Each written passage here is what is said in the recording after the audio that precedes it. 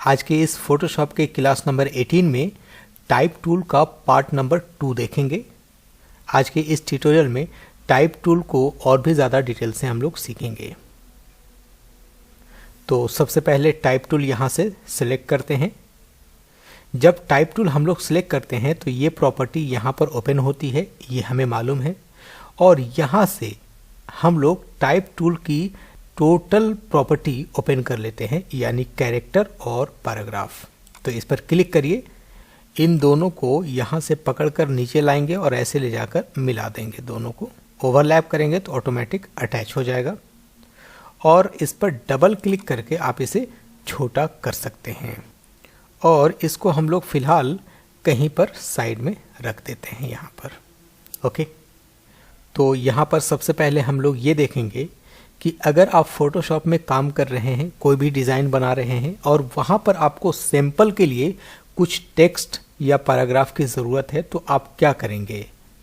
आपको फोटोशॉप से बाहर जाकर कहीं से कॉपी करने की ज़रूरत नहीं होगी और ना ही इतनी ज़्यादा टेक्स्ट लिखने की ज़रूरत होगी।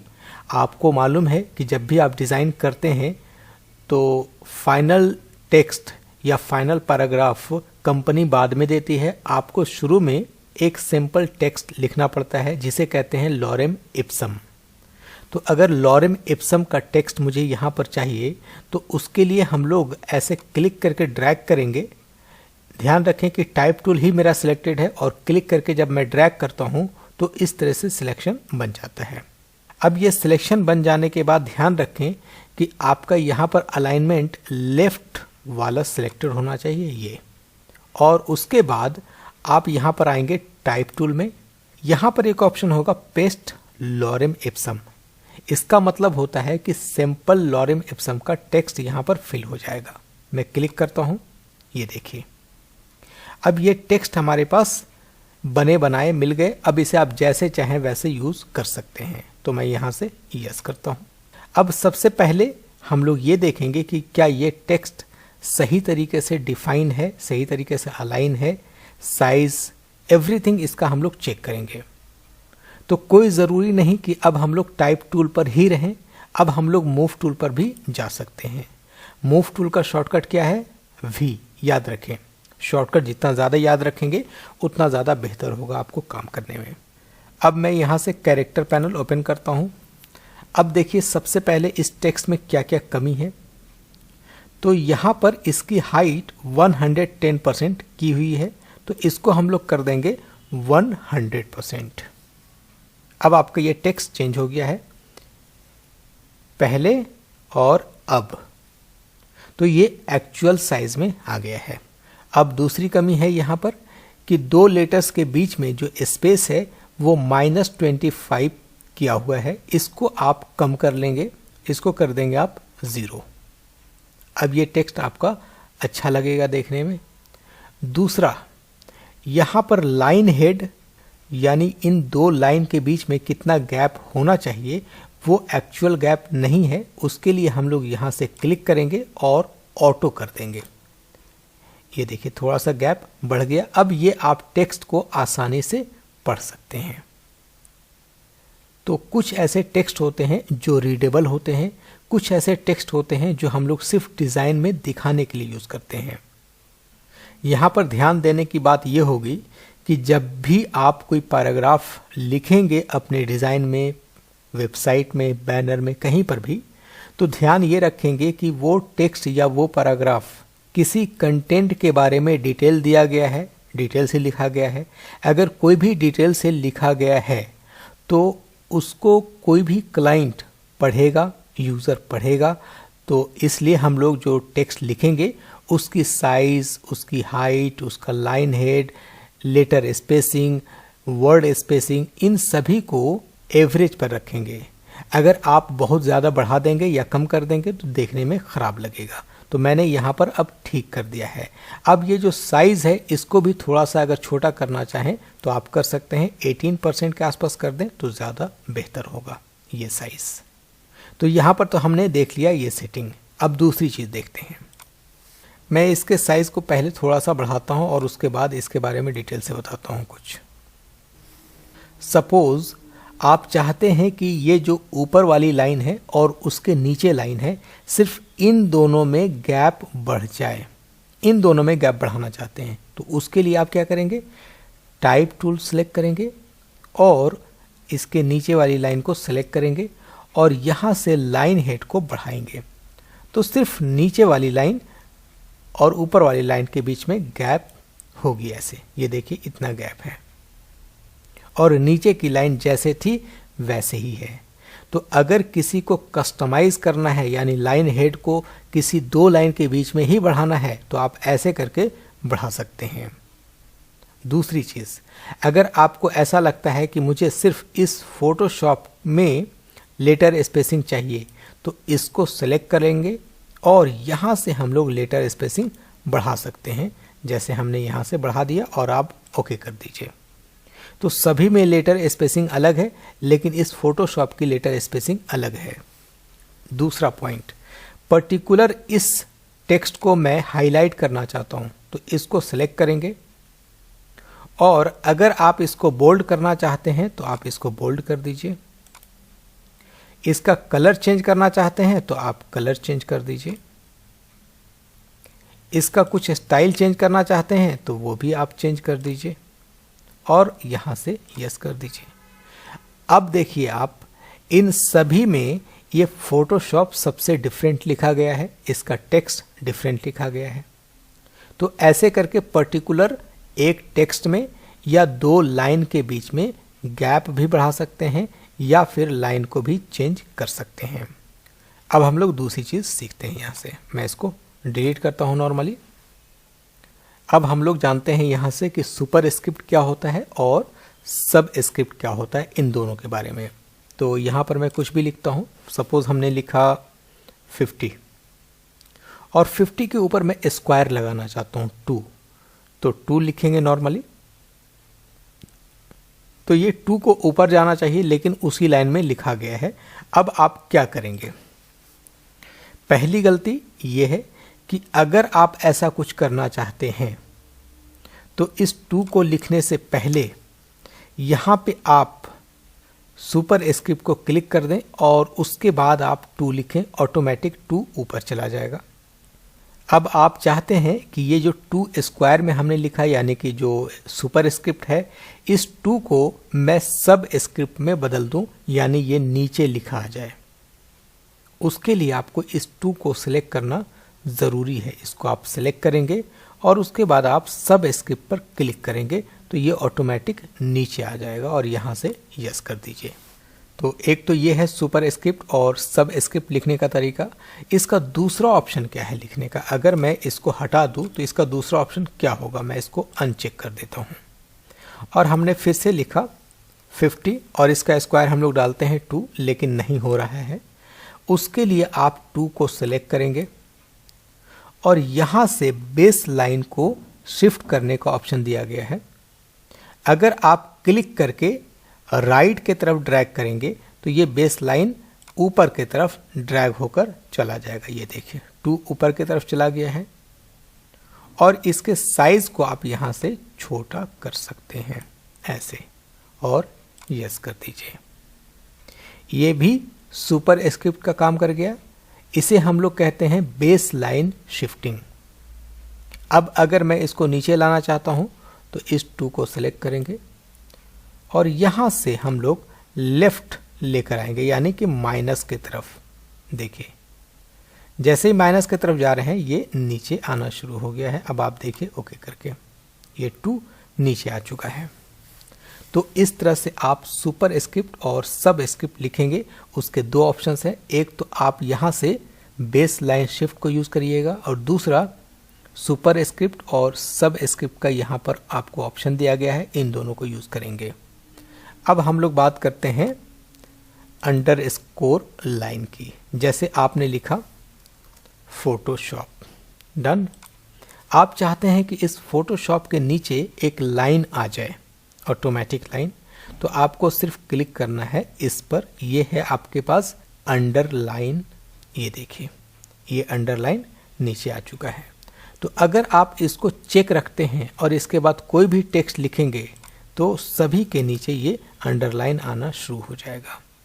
ये देखिए फोटोशॉप ट्यूटोरियल। अब आप देख सकते हैं कि फोटोशॉप और ट्यूटोरियल दोनों के नीचे ये लाइन है। तो अगर आप इस अंडरलाइन को चेक रखेंगे तो सभी टेक्स्ट के नीचे ये लाइन दिखेगी। अब दूसरी चीज सीखते हैं।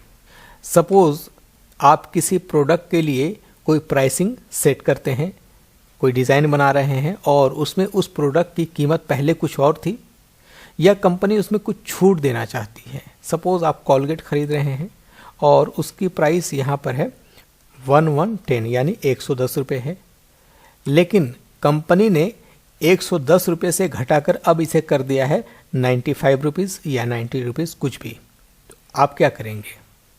आप इसको चेक कर देंगे ऐसे। अब ये देखिए कट गया है। अब आप यहाँ पर आप लिखिए कुछ भी 90 लिखेंगे, ये भी कटा हुआ आ रहा है, लेकिन आपको करना यहाँ पर ये है कि यस कर लेने के बाद अब इसको आप अनचेक कर दीजिए। तो जो लेयर सिलेक्ट है वहाँ से ये हट जाएगा। तो इसका दोनों ऑप्शन है कि आप अलग अलग लेयर पे रखेंगे तो नॉर्मली चेक कर देंगे, लेकिन अगर दोनों एक ही लेयर पे है तो क्या करेंगे, ये भी जानने वाली बात है। तो मैं अगर इस पर क्लिक करता हूं और दोनों एक ही लेयर पे रखता हूं, मैंने लिखा 90, तो ये 1110 और 90 दोनों बीच से कटा हुआ है। अगर 90 के ऊपर मैं चाहता हूं कि ये लाइन नहीं आए तो आप इसको सेलेक्ट करेंगे, यहाँ से मैंने सेलेक्ट किया और इस पर क्लिक करेंगे, ऑटोमेटिक ये हट जाएगा। ये देखिए। तो अगर आपको एक ही लेयर पे रखना है और इस तरह से ये लाइन भी नहीं चाहिए तो आप सेलेक्ट करके उसको अनचेक कर दीजिए, ये हट जाएगा। तो ये तो है किसी भी टेक्स्ट को बीच से कैसे कट किया जाए। अब दूसरी चीज़ सीखते हैं। यहाँ से मैं कुछ भी टेक्स्ट फिल करता हूँ, टाइप टूल पर गए और पेस्ट लॉरेम इप्सम कर दिया और यहाँ से यस कर देते हैं। अब हम लोग मूव टूल पर भी जा करके चेंज कर सकते हैं। यहाँ से मैं कर देता हूँ मेरिट प्रो ही, यस, और इसकी साइज को थोड़ा सा छोटा करते हैं। ये अब यहाँ पर एक पॉइंट ये समझना है कि मैं चाहता हूँ कि ये जो दिस है, दिस इज फोटोशॉप, यहाँ से और आगे शिफ्ट कर जाए, यानी आई इप्सम के सामने ना हो, ये और आगे बढ़ जाए। उसके लिए आपको क्या करना चाहिए? नॉर्मली आप टाइप टूल सेलेक्ट करेंगे और टी के बगल में क्लिक करेंगे ऐसे, ओके। और यहाँ से एक ऑप्शन है, इसको हम लोग बोलते हैं कर्निंग। क्या कहते हैं? Corning. Corning between two characters.